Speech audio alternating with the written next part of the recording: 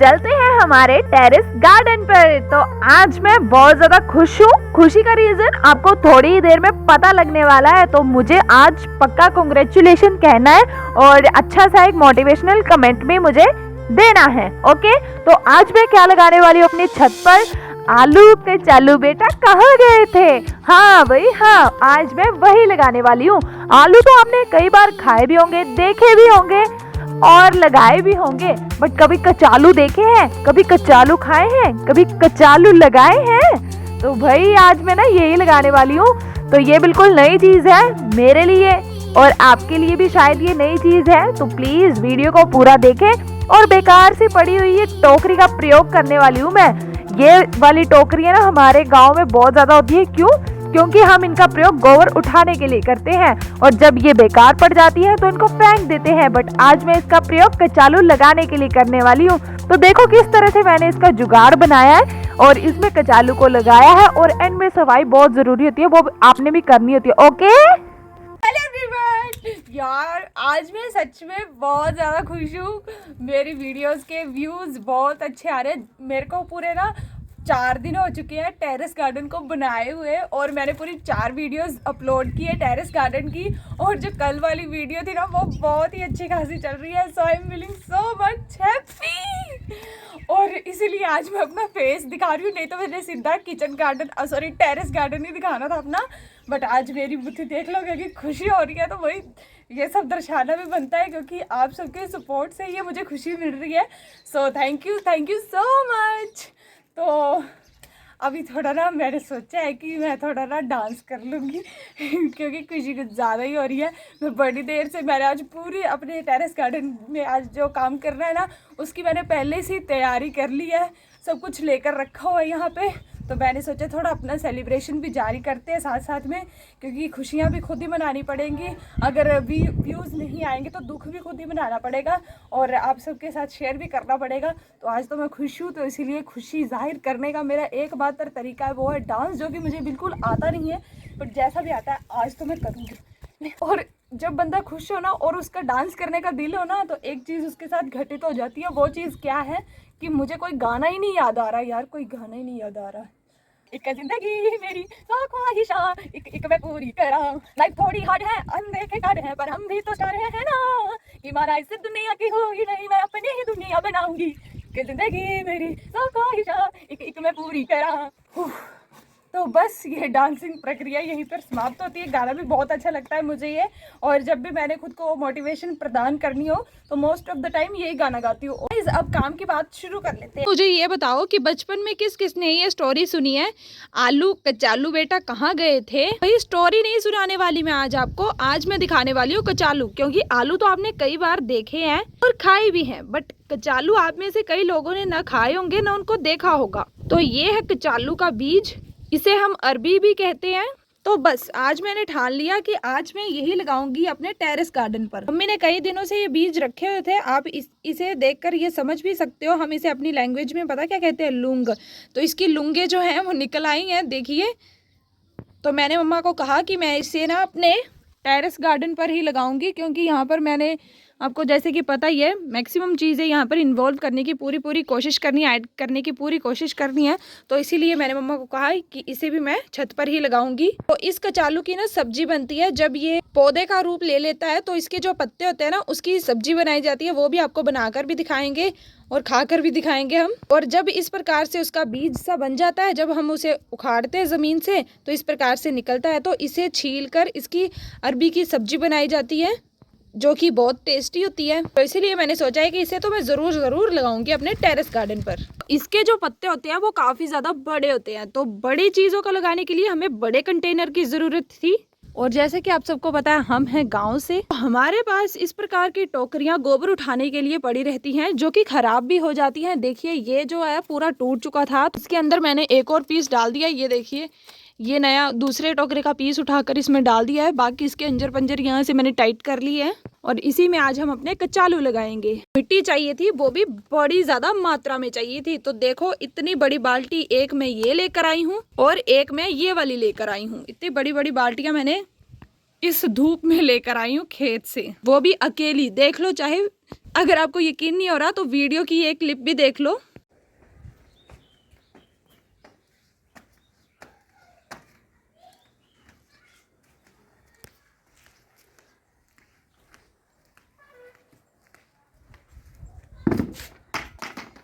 खेत से मिट्टी लाने के बाद मैं गोबर की इस खाद को भी लेकर आ गई और सैंड तो हमारे पास ही पड़ा हुआ है।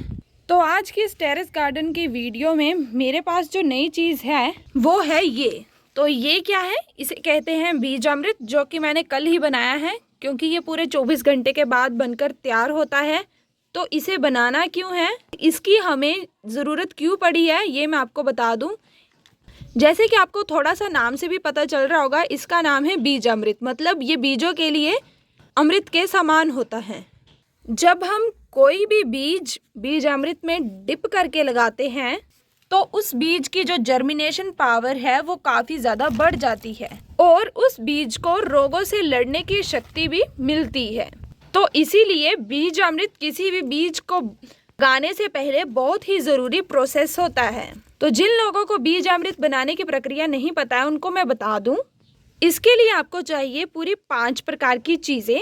पहला आ जाता है प्लास्टिक कंटेनर। इसके लिए आपने कभी भी किसी भी बर्तन का प्रयोग नहीं करना है, इसके लिए सिर्फ और सिर्फ प्लास्टिक का ही बर्तन प्रयोग करना है। फिर उसमें डालना है आपने पानी, गोमूत्र, गोबर, चूल्हे की राख और बिना केमिकल की मिट्टी। पूरी 5 चीज़ें इनको डाल देना है। इसमें डालने के बाद इसे ऐसे ही नहीं रख देना आपने, इसे फिर डंडे की सहायता से घड़ी की सुई की दिशा में घोलना है पूरे 2 मिनट तक। जब ये अच्छे से घुल जाए तो इसे छाया में रख देना है किसी कपड़े की सहायता से ढककर, और पूरे 24 घंटे के बाद ये बीजामृत प्रयोग में लाने लायक बन जाता है। तो ये तो विधि हो गई कि बीज अमृत को किस तरह से बनाना है।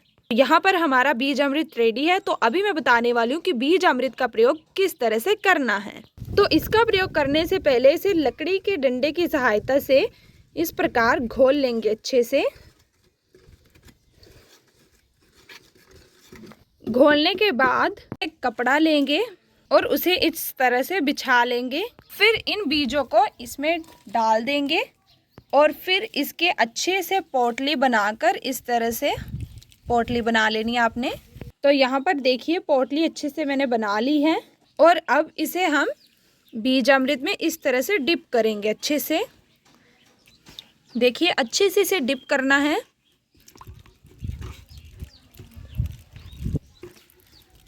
अब देखिए मैंने इसे अच्छे से डिप कर लिया है। फिर इसे हम बाहर निकाल लेंगे।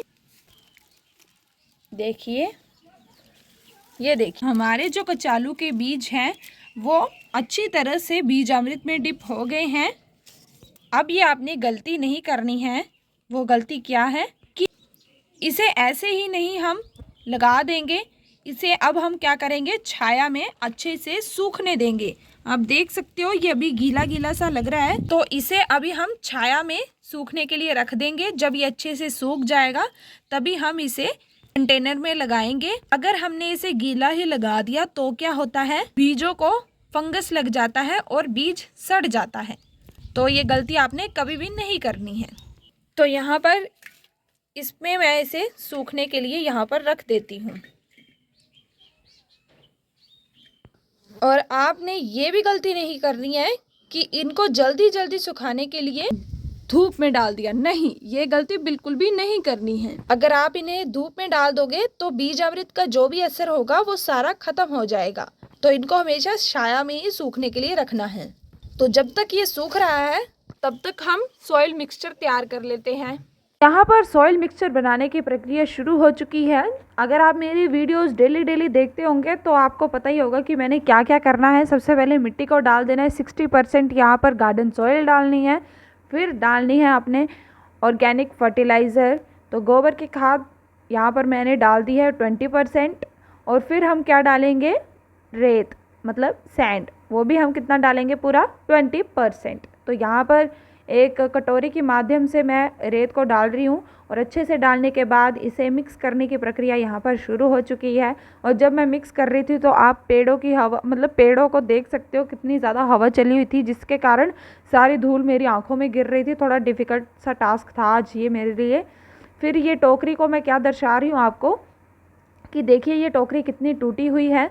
तो इससे टोकरी को मैंने अच्छे से कवर अप करना है, मतलब टोकरी के जो होल्स है इसे अच्छे से कवर अप करना है। तो ये जो कल परसों मैंने यूज़ किया था ना ये जूट की बोरी को, तो ये जो जूट की बोरी के टुकड़े बच गए थे इनको मैंने संभाल कर रख लिया था। तो आज ये प्रयोग में आ गए हैं। तो इनको मैं ना ये जो दूसरी ये वायर है ये भी मैंने प्रयोग की थी टोकरी जोड़ने के लिए परसों, तो ये भी बच गई थी, इसे भी मैंने रख लिया था। तो आज ये भी प्रयोग में आ रही है। तो इसी से मैं इसे अच्छे से बाउंड कर दूंगी। और यहाँ पर ना पता क्या सीन हो गया था कि ये जो तार थी वो टूट ही नहीं रही थी। फिर मैंने पत्थर से तोड़ रही हूँ, कभी कैसे तोड़ रही हूँ, बहुत मुश्किल से फाइनली ये टूट गई। और मेरा मुंह तो सच में देखने लायक है, टूट ही नहीं रही थी बहुत मुश्किल से। इसके लिए प्लास होता है तोड़ने के लिए, बट वो नीचे था इसीलिए मैं टाइम वेस्ट नहीं करना चाहती। टोकरी के जो ये साइड वाले होल्स थे इनको अच्छे से मैंने कवर अप कर दिया है। जो ज़्यादा होल थे ना उनको कवर अप किया है। ये जैसे थोड़े थोड़े हैं, कहीं कहीं है, तो उनको कुछ इस तरह से ना इनको ऊपर नीचे करके भी वो सेट हो जाते हैं। तो इनको तो ऐसे ही कर दूंगी मैं, बट जो ज़्यादा दिख रहे थे ना उनको मैंने अच्छे से कवर अप कर दिया है। और बीच में मैं इस तरह से इसे डाल दूंगी, ये हवा के कारण बार बार उड़ जा रहा है। तो ये देखिए पूरा टोकरा मैंने सेट कर दिया यहाँ पे। अब इसमें मिट्टी डालने का प्रोसेस शुरू करते हैं। यहाँ पर मैं गाना और डांस मतलब नाच इसलिए रही थी क्योंकि जब तक आप अपने काम को एंजॉय नहीं करोगे ना तब तक आपको उस काम में ना ही दिलचस्पी होगी ना ही उससे काम को करने में मज़ा आएगा। तो इसलिए मैं नाचती और गाती रहती हूँ काम करते समय भी, ताकि मुझे खुशी हो और मैं खुश रहूँ। और यहाँ पर मैंने ना सारा जो सॉइल मिक्सचर था वो इस टोकरी में डाल दिया है। और यहाँ पर मेरे बीज जो थे वो अच्छे से सूख चुके थे, तो यहाँ पर मैंने बीज लगाने की प्रक्रिया को भी शुरू कर दिया है। तो यहाँ पर मैं ना सर्कुलर शेप में लगा रही हूँ, जैसे मैंने वो मिर्च के पौधे लगाए थे ना बिल्कुल वैसे ही। मैंने यहाँ पर बीजों को लगा भी दिया है, मैंने सर्कुलर शेप में लगाया है। फिर यहाँ पर 2 बीज बीच में लगाए हैं मैंने, ठीक है। तो कुछ इस प्रकार से मैंने टोकरा भी तैयार कर लिया, बीज भी लगा दिए, सब कुछ रेडी हो चुका है। सब कुछ रेडी नहीं, सब कुछ डन कर दिया है मैंने। तो अभी जो फाइनल प्रोसेस आता है मतलब पानी देने का, वो यहाँ पर कंप्लीट कर देते हैं। और यहाँ पर थोड़े ही दिनों में फिर हमारे क्या निकल आएंगे, आलू कचालू। तो देखिए मैंने अच्छे से यहाँ पर पानी भी दे दिया है।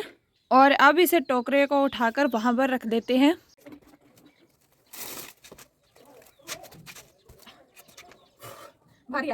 टेरेस गार्डन की शक्ल ना देखने लायक है, मतलब कितनी ज़्यादा यहाँ पर गंदगी पड़ी हुई है। तो फाइनल जो हमारा लास्ट प्रोसेस आता है वो यहाँ पर मैं कर लेती हूँ। वो प्रोसेस क्या है जल्दी से बताओ भाई। झाड़ू लगाने का। तो झाड़ू लगा के पूरा इसको अच्छे से सेट वेट करके फिर आप वीडियो को लाइक कर देना, शेयर कर देना, सब्सक्राइब भी कर लेना चैनल को, ओके। जैसे आप देख सकते हो आज तो बहुत ही ज़्यादा गंदगी पड़ी हुई थी मेरे टेरेस गार्डन पर। मैंने हर एक चीज़ को अच्छे से यहाँ वहाँ करके मतलब अच्छे से ही सेट कर दिया है। और पॉट्स को उठा कर झाड़ू लगा रही हूँ अच्छे से, देखो। पर देखिए दोस्तों, सफाई करने के बाद मेरा टेरेस गार्डन कुछ इस तरह से दिख रहा है ना, सुंदर। सफाई सच में बहुत ज़्यादा इम्पोर्टेंट होती है। देखो सफाई करने के बाद कितना अच्छा लग रहा है, सब कुछ सेट चीज़ें लग रही हैं। तो भाई जो गांव से हैं उनके लिए ये टोकरा हमेशा होता ही अवेलेबल। तो भाई आपको ये मेरा टोकरे को इस तरह से यूज़ करने का, रीयूज़ करने का तरीका कैसा लगा? अनोखी चीज़ें देखने के लिए मेरे चैनल को लाइक शेयर सब्सक्राइब ज़रूर करके जाएं और मोटिवेशनल वाला एक कमेंट भी देकर जाएं। सो बाय बाय गाइस, मिलते हैं कल इस प्यारे से टेरेस गार्डन के साथ और नए टॉपिक के साथ और नई चीज़ों के साथ। Bye bye.